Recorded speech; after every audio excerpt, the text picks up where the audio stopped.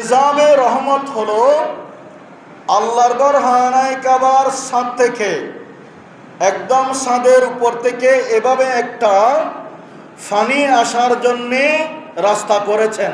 এভাবে খেয়াল করেন, হানায় কাবার উপর থেকে এভাবে একটা চিহ্ন রয়েছে, ফানি আসার জন্য রাস্তা। বৃষ্টি পড়লে ফানি যাতে নিচে পড়ে যায়, ওই যে ফানি পড়ার যেটা স্থান রয়েছে ওইটাকে বলা হয় মেজাবে রহমত। সুবহানাল্লাহ বলেন।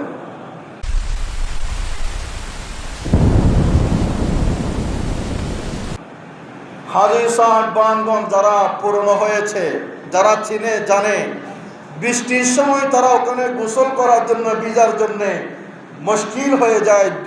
দূর দূরান্ত থেকে এসে ওখানে রহমতের বৃষ্টি যাতে গায়ে লাগে, আল্লাহর ঘর হানায় কাবার মহব্বতের মধ্যে পড়ে ওখানে অনেক হাজী সাহেব বানগঞ্জ বৃষ্টিগুলো আহরণ করেন।